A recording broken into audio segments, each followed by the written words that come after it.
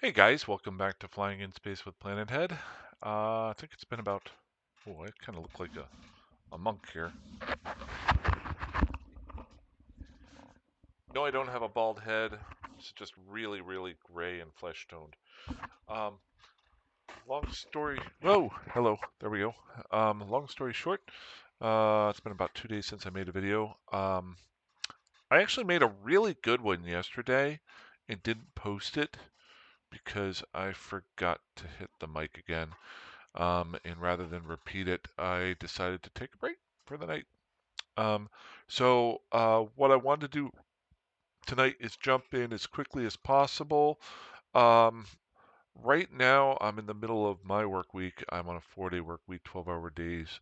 I work for a little company named after a river in um, the South America, my company's named after that. We're going through some special things right now where we're selling a bunch of stuff, and I'm really freaking busy. I shouldn't have this much energy, but lo and behold, coffee. The extra large mug for coffee versus the Eve mug, which is for just getting by. Um, that's why I'm pumped. Want to jump in and just start playing. Now, I'm not going to actually fly in this one, I don't think. I wanted to show you what I tried to do in the last video. Um, if you saw the previous two videos, I've decided to move William Pilgrim out to low sec and start training my PvP skills, which are very, very, very, very lacking. I went into some philosophy and some fits and things like that in the video that I didn't have sound on, and I'm looking at the sound meter right now and it's working. So I thought I would just recap that quickly because I'm not going to be able to get that whole feel for it. So my goal is not to work on fitting ships. I'm okay at that, especially with PvE. I've learned a lot over the last year. I got a general feel for it. A lot of things there's a lot of different options.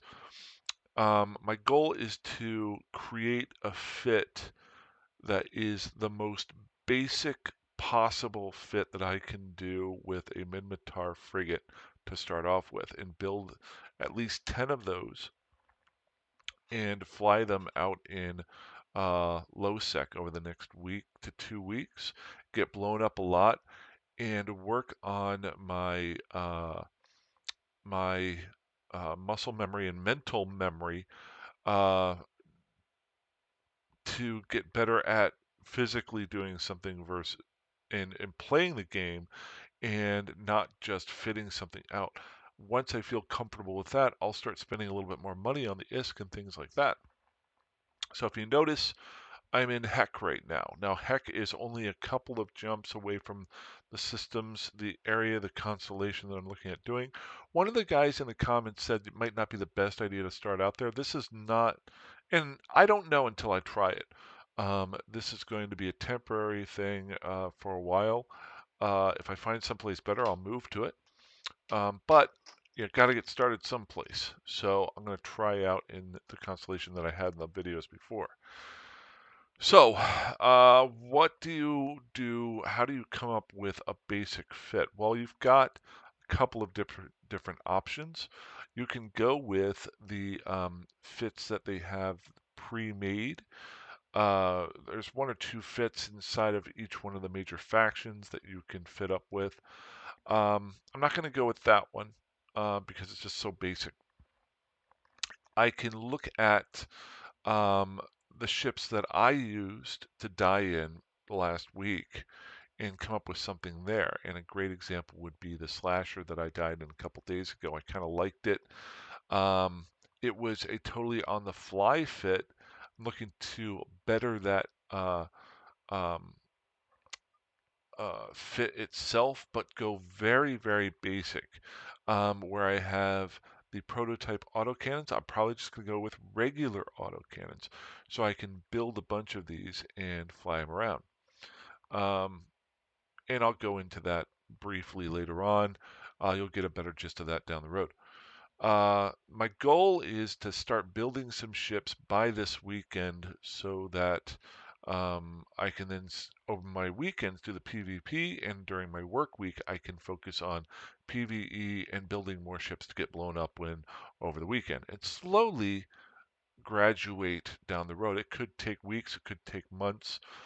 I look at this very similar to whenever I learned to play online poker. Um, I used to be pretty good. I was a very good tournament player, not professional or anything, but I won a decent number of local tournaments, and I was um, uh, risk positive, or ISK positive, if you put it in Eve terms. Um, I look at it very simple. I am never going to become the best PvP pilot, but I want to make sure that I'm putting my best effort out there. And the first thing to do is start at the lowest level. When I started poker, played Penny Ante online poker and worked my way up to a point where I was making enough money that I could have gotten by on if I wanted to shoot myself in the head, literally. I found later on, as you're going along, you find it's no longer fun to play that game. Um, but I could have. It would have been a job, and I don't want that. I want to have fun when I play poker. I want to have fun when I play Eve. So, what do? I got my fit here that I can kind of go with. I had my fit that I did the other day. If I remember correctly, this fit focused on um, short range, brawly, punch you in the face, shield tank. Very simple. Very simple to fly, so that down the road, maybe I can add on to that. So I can take this idea and look around and see what there is. Now, one thing I would suggest, I am not going to do this right now, if not for quite a while, but when I used to play 10 years ago, if you're not a member of a corporation and you're afraid to join a corporation, I will say this, you can learn a ton from corporations. There's a lot of them out there. I'm not going to tell you which ones to join or not to join, but I can tell you I flew, maybe this was 11 years ago, by myself for like a year, joined a corporation, then joined an alliance, went out to nullsec, and within the first week, I swear I almost learned more in that first week listening to conversations on the Discord and asking guys questions there than I did the entire year before doing that. So that is, I would suggest that to any newer players if you feel comfortable joining a corporation. If you want to do the research on yourself, another very easy spot that you can get some good feels um, and is the web. But there's a lot of different options that are out there. You can go to different Reddit sites. You can look at different videos and see what people fit out. My favorite way to do it is what I'm about to do is pull up ZKillboard.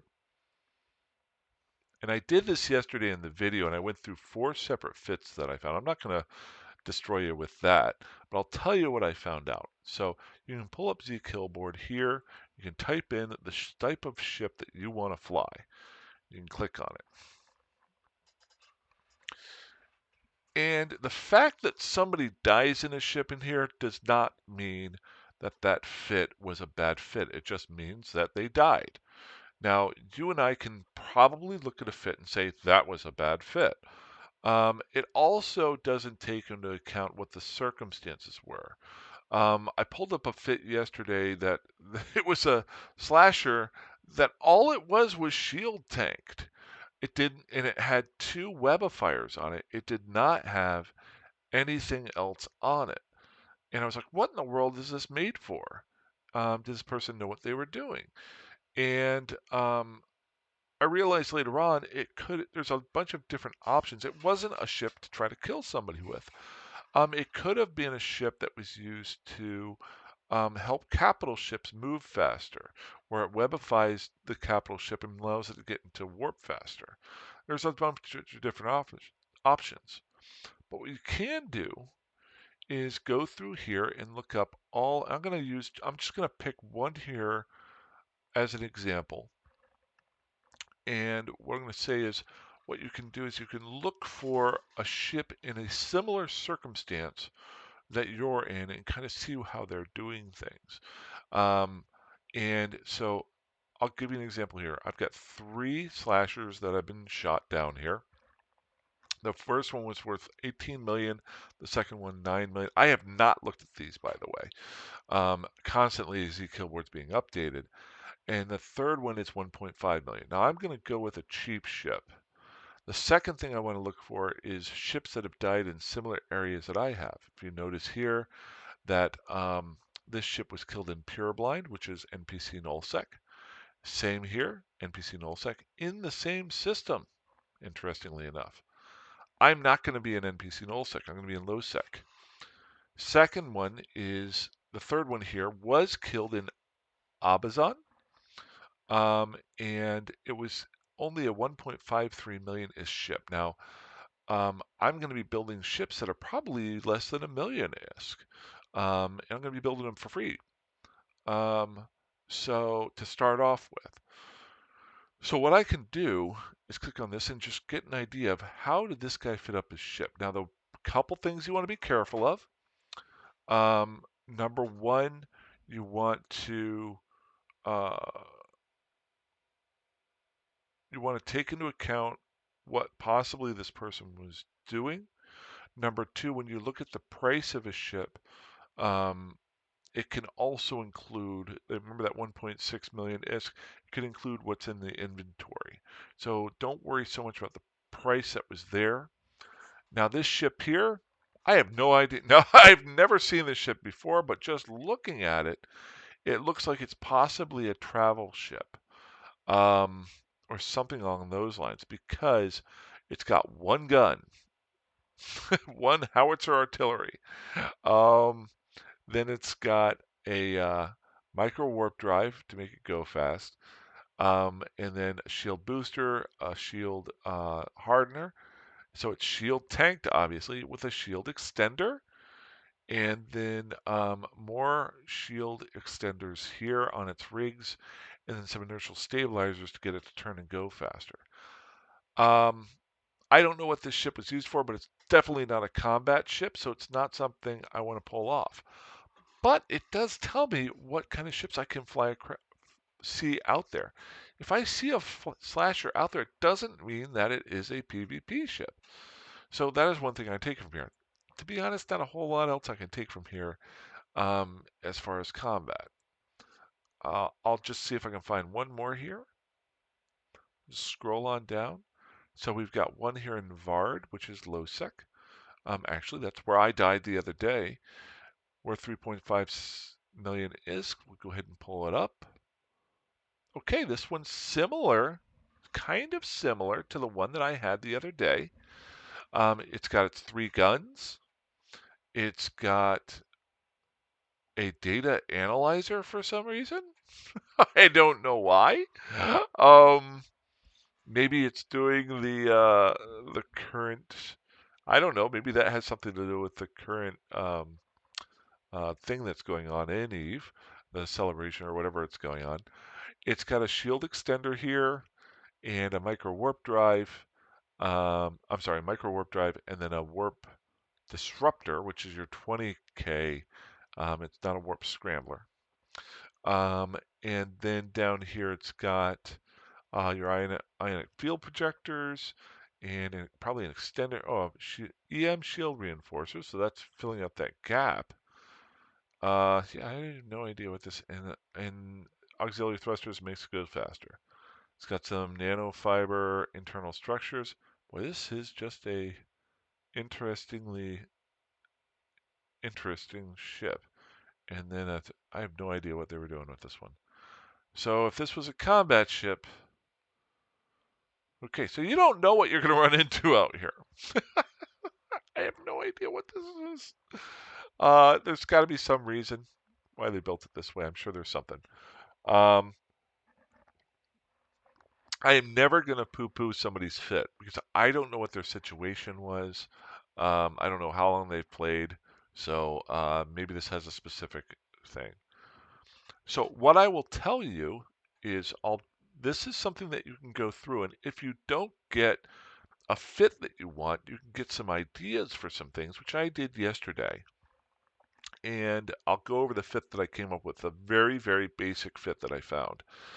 Um, and then uh, you can also see that there are other ships out there that you might be able to kill or fight and be able to destroy. You kind of, once you start losing your poker matches all the time, you feel like you're the worst poker player in the world. Sometimes you need to know that there's somebody across the table who is raising with 3-8 offsuit. You need to know that. And this is a great way to know that. So I would suggest coming here first if you want to get some good fits. Now I will show you the so basic it can't be any more basic fit that I came up with. And I'll tell you why I came up with it from ZKillboard. So let's go into holes and fits. Hopefully I save this. I named it VF-1D. This comes from the trainership. I don't know if any of you have ever watched Robotech. When I was a kid, growing up, one of my first, other than Star Wars, one of my first entrances into science fiction was Robotech. And the very first ship that Rick Hunter flies, the very first Valkyrie that transforms, that flies, was the VF-1D. It was the trainer ship that was on uh, the uh, um, the runway that he gets stuck in and then has to fly whenever they get attacked. And but it is the trainer ship, so I'm going with that. So let's just go ahead and click on that.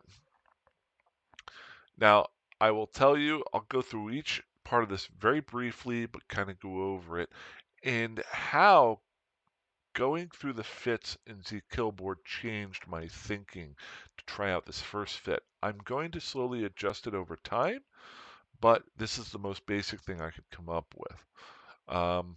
Number one, I went with 150 mm autocannons. This kept, while it's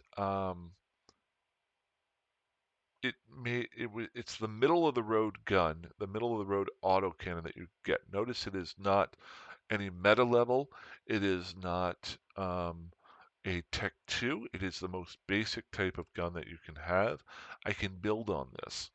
I threw 3 of these in here. I'll switch out my ammo between Fusion and EMP and the other one that I was using to try those things out, but these are the 3 guns I'm going to use for at least the first 5 ships that I use.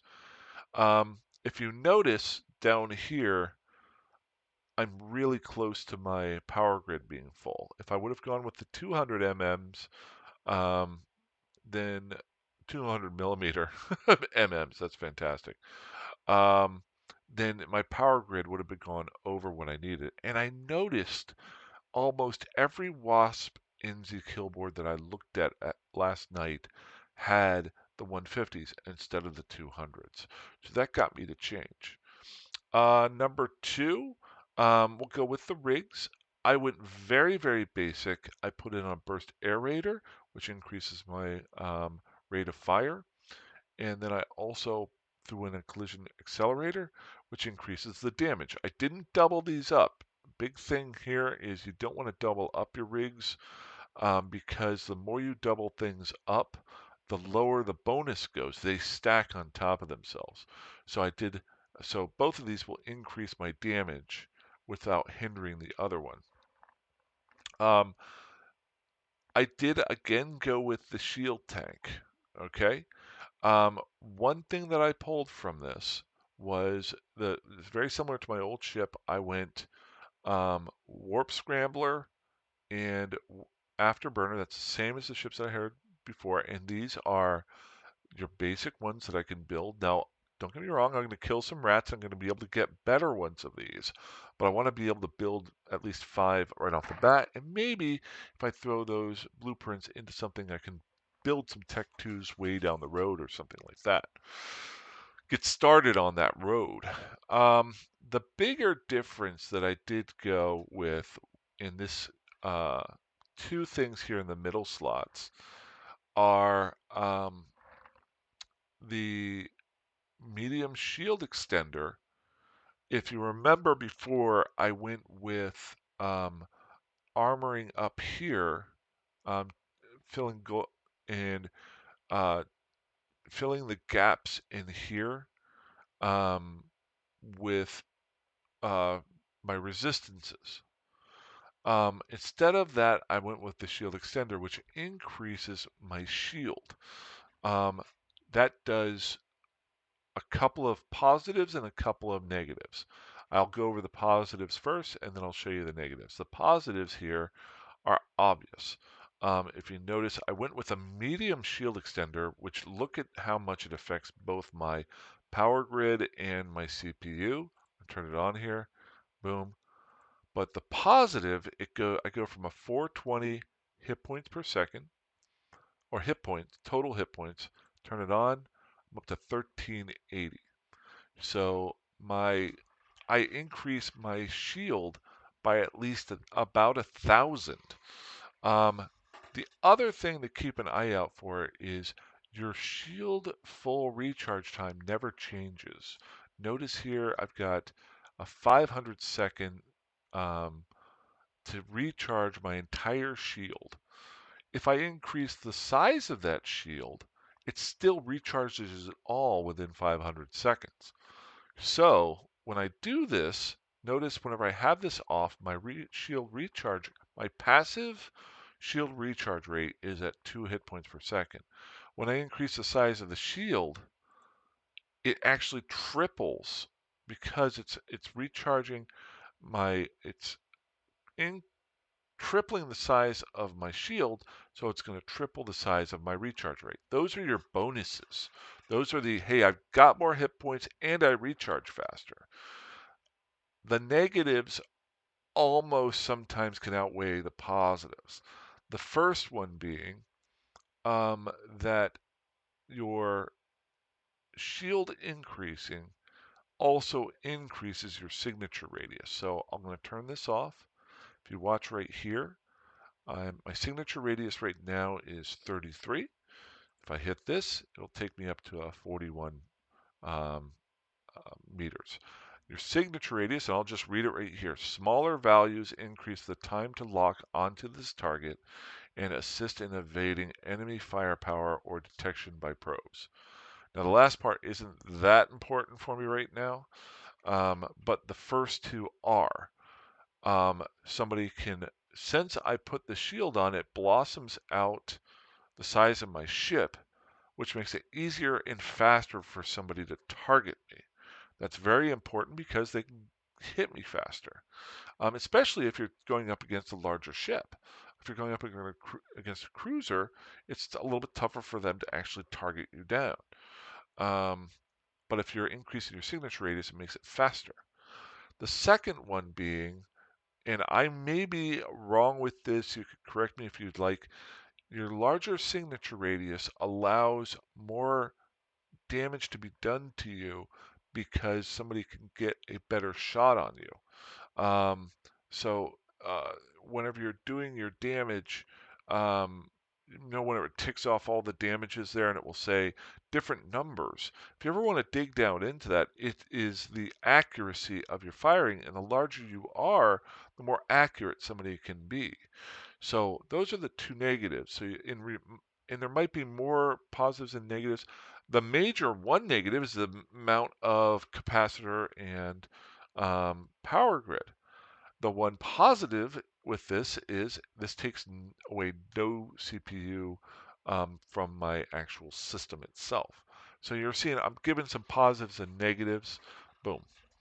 Um, Now the last one here, I had not thought of using this. I was going to armor tank a little bit more, but three of the four ships, and really the three good ones that I saw yesterday, they all had a tracking disruptor on it at different levels. They had a Tech 2, a Faction, I think, but they all had a tracking disruptor. And this is something where it when you lock onto another ship, its range is 60 kilometers. So if you're punching someone in the face, it's fine, but it will affect their ability to hit you. So this kind of mitigates me blossoming out with the extended shield by hitting them with the tracking disruptor.